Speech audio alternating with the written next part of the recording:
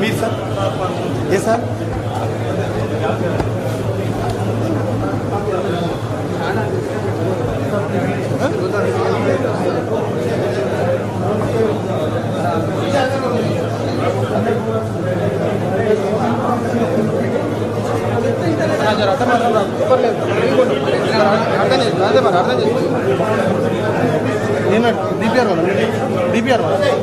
DPR వాళ్ళ ఏదే వీళ్ళు ఇస్తారు కదా డిపిఆర్ వాళ్ళు రిజల్ట్స్ ఇస్తారు కదా మీకు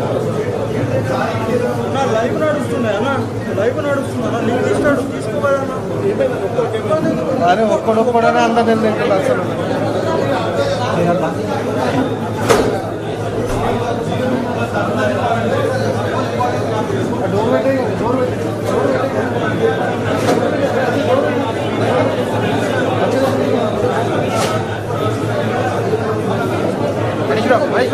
అటెండ్ ఉండి వీళ్ళు ఒక్కళ్ళు ఫ్రేమ్ పెట్టుకుంటే మనం పెట్టుకుంటాం కరెక్ట్ అన్న ప్లీజ్ కొద్దిగా ఏమనుకో కొంచెం బయట ఉండే అంటే మేము తీసుకునేటోళ్ళం మేము లైవ్ ఇస్తుంది కదా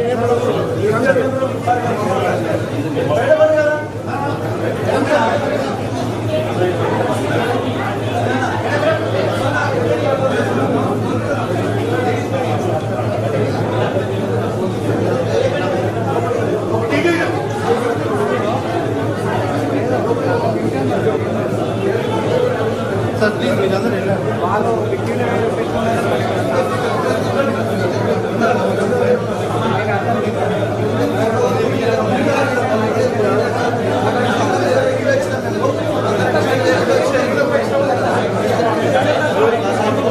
మిగతా వాళ్ళు సీఎంఓ ఆఫీస్ కాకుండా మన డిపిఆర్ఓ సార్ పంపించిన వాళ్ళు కాకుండా రండి బ్రదర్ మరి మీరు సురి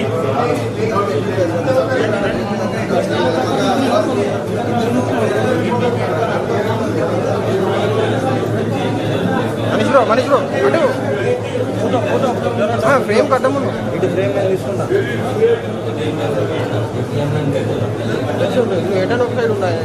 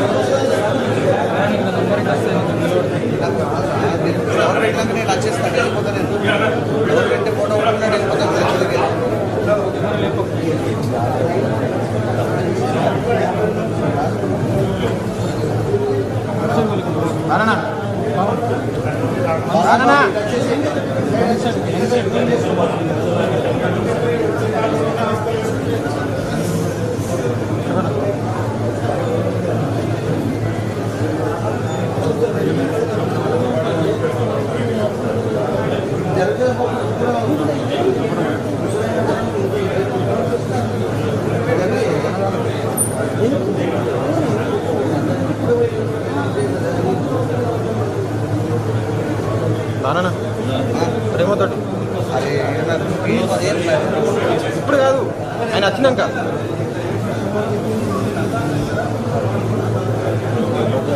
ఎన్ని ఫ్రేములు ఉన్నాయి నీకు? 1 2 3 4 ఫ్రేములు ఉన్నాయి. ఆడబెట్టినా నేను ఈడు ఉన్నా. 4 ఫ్రేములు ఉన్నాయి. నేను ఒక్కడొక్కడు దాన్ని ఆడుతున్నా. ఫోన్ పెట్టేది గోపురం పెట్టద్దా పైన కాపీ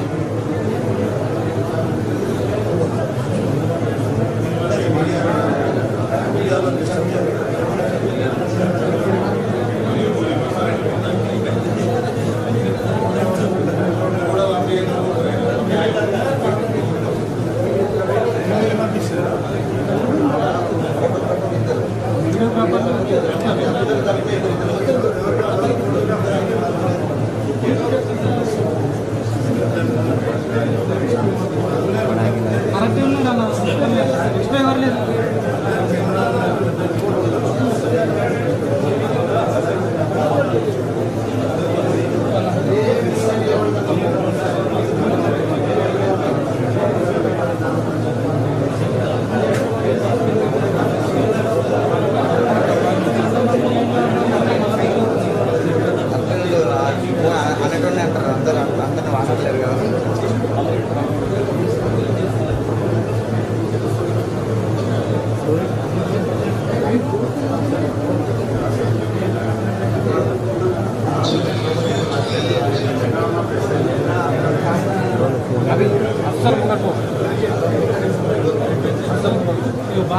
బాగా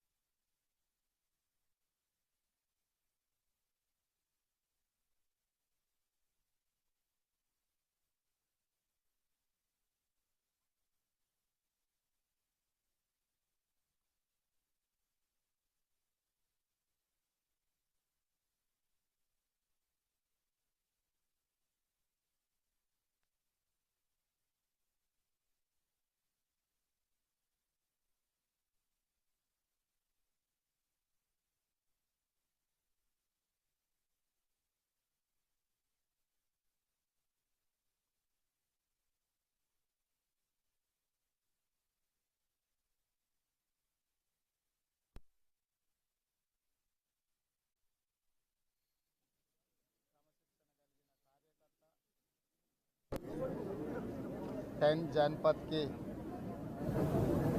శ్రీమతి ఇందిరాగాంధీ గారి నుంచి మొదలు పెడితే శ్రీమతి సోనియా గాంధీ వరకు గాంధీ కుటుంబాలకు ఆంతరంగికుడుగా గుర్తింపు పొంది వివిధ హోదాలలో ఆనాడు ఉమ్మడి రాష్ట్రం తెలంగాణ రాష్ట్ర ఏర్పాటు ప్రక్రియలో డి శ్రీనివాస్ గారు ఎవరూ మర్చిపోలేని పాత్రను పోషించారు. డి శ్రీనివాస్ గారి ప్రత్యేక చొరవ వల్ల 2004 సంవత్సరంలో వారు ఆనాడు ఉమ్మడి రాష్ట్ర పిసిసి అధ్యక్షుడిగా శ్రీమతి సోనియా గాంధీ గారికి తెలంగాణ రాష్ట్ర ఏర్పాటు అవసరాన్ని వారు గుర్తు చేయడం, వారి చొరవ వల్ల 2004లో కరీంనగర్లో శ్రీమతి సోనియా గాంధీ గారు తెలంగాణ రాష్ట్ర ఏర్పాటును ఆమోదించి తెలంగాణ 4 కోట్ల ప్రజలకు మాట ఇవ్వడం జరిగింది. 2004లో కాంగ్రెస్ పార్టీ అధికారంలోకి రావడానికి ఆనాడు మహాకూటమి CPI, CPM, TRS, Congress party, MIM సహకారంతో కాంగ్రెస్ ప్రభుత్వాన్ని రాష్ట్రంలో కేంద్రంలో ఏర్పాటు చేయడానికి వారి చొరవ ఎంతో ఉపయోగపడ్డది. వారి యొక్క ఆలోచన విధానము సమన్వయాన్ని దృష్టిలో పెట్టుకొని 2009లో ఎన్నికల సందర్భంగా మళ్ళీ శ్రీమతి సోనియా గాంధీ గారు ఆనాడు ఉమ్మడి రాష్ట్రంలో కాంగ్రెస్ పార్టీని అధికారంలోకి తేవాలి అని అంటే పెద్దలు డి శ్రీనివాస్ గారిని మళ్ళొకసారి పిసిసి అధ్యక్షుడిగా ఆనాడు శ్రీమతి సోనియా గాంధీ గారు నియమించడం జరిగింది. అంటే డి శ్రీనివాస్ గారి యొక్క పనితనము, వారి చొరవ, శ్రీమతి సోనియా గాంధీ గారికి వారికి ఉన్న అనుబంధము మనందరము గుర్తించి, అదేవిధంగా డి శ్రీనివాస్ గారు మధ్యలో కొన్ని అనివార్య పరిస్థితుల్లో పార్టీకి దూరమైన సెంట్రల్ హాల్లో డి శ్రీనివాస్ గారు ఎదురుపడితే శ్రీమతి సోనియా గాంధీ గారు, ఎందుకంటే నేనే ప్రత్యక్ష సాక్షిని, సీను హవారియు అని డి శ్రీనివాస్ గారిని పలకరియడం జరిగింది. అప్పుడు నేను డి శ్రీనివాస్ గారు మన పార్టీలో లేరు తెలుసు కదా మేడము అని అంటే, పార్టీలో లేకపోయినా డి శ్రీనివాస్ మన మనిషి మనవాడు అని చెప్పి శ్రీమతి సోనియా గాంధీ గారు ఆప్యాయంగా డి శ్రీనివాస్ గారిని గుర్తించి పలకరించింది. ఆ తర్వాత డి శ్రీనివాస్ గారు నాతో మాట్లాడుతూ తిరిగి కాంగ్రెస్ పార్టీలో చేరాలనుకుంటున్నాను అని వారు ప్రస్తావించారు. నేను అడిగిన పెద్దలు శ్రీనివాస్ గారిని, మరి ఇప్పుడు మీరు రాజ్యసభలో ఉన్నారు, తిరిగి కాంగ్రెస్లోకి వస్తే మీరేమైనా పదవి ఆశిస్తున్నారా అని అంటే వారు ఒక్క మాట అన్నారు, నాకు ఎలాంటి పదవుల మీద వ్యామోహము ఆశ లేదు. చిన్న కార్యకర్త నుంచి పిసిసి ప్రెసిడెంట్గా, మంత్రిగా ఎన్నో రకాలుగా కాంగ్రెస్ పార్టీ, గాంధీ కుటుంబం నన్ను ఆదరించి అవకాశాలు ఇచ్చి ఈ స్థాయికి ఎదగడానికి ఉపయోగపడ్డది. నేను చనిపోయినప్పుడు నా మీద కాంగ్రెస్ పార్టీ జెండా కప్పాలన్నదే ఏకైక కోరిక అని చెప్పి డి శ్రీనివాస్ గారు ప్రస్తావించడం జరిగింది. అందుకే నిన్న ఉదయం ఈ దురదృష్టకరమైన వార్త నాకు చేరిన ఎంబడే రాష్ట్ర ప్రభుత్వ అధికారులకు ఆదేశాలు ఇచ్చి అధికారిక లాంఛనాలతో డి శ్రీనివాస్ గారికి దహన సంస్కారాలను నిర్వహించండి, హుటాహుటిన మా డిప్యూటీ సీఎం బట్టి విక్రమార్క గారిని, శ్రీధర్ బాబు గారిని, ముఖ్యమైన నాయకులందరినీ డి శ్రీనివాస్ గారి ఇంటికి వెళ్ళి వారి పార్థివ దేహం మీద కాంగ్రెస్ పార్టీ జెండా కప్పి కాంగ్రెస్ పార్టీ తరఫున వారి యొక్క చివరి కోరికను నెరవేర్చే బాధ్యతను మా మంత్రివర్గ సహచరులకు ఇవ్వడం జరిగింది. ఈరోజు కూడా డి శ్రీనివాస్ గారికి, వారి కుటుంబానికి, వాళ్ళ పిల్లలతో నాకున్న సన్నిహితం, అదేవిధంగా డి శ్రీనివాస్ గారి మీద ఉన్న గౌరవం, వారు కాంగ్రెస్ పార్టీకి చేసిన ఎనలేని సేవలన్నిటిని దృష్టిలో పెట్టుకొని ఈరోజు ఇక్కడికి వచ్చి వారికి నివాళులు అర్పించడం జరిగింది.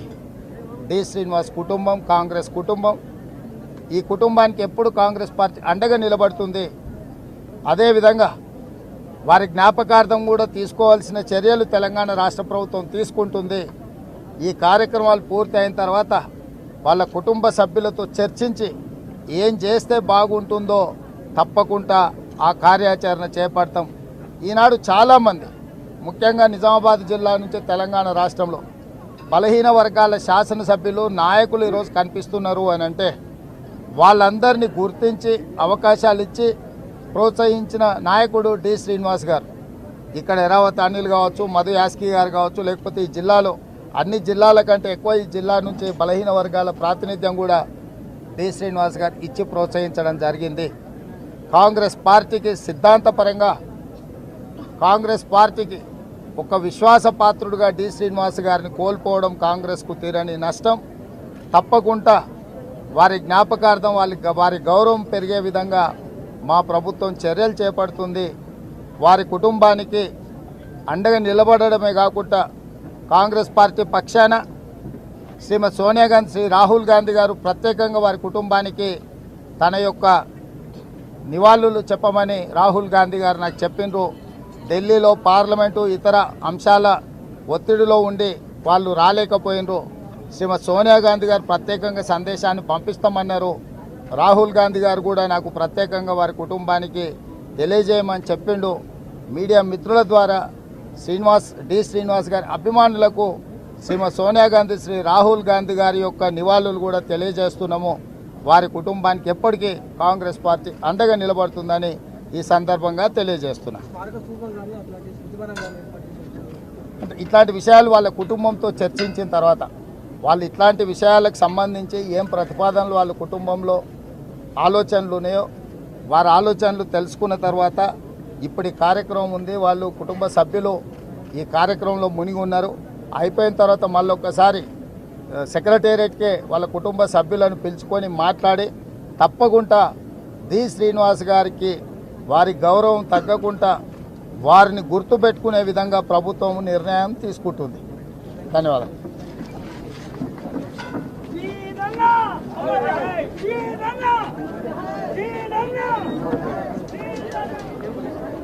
చలో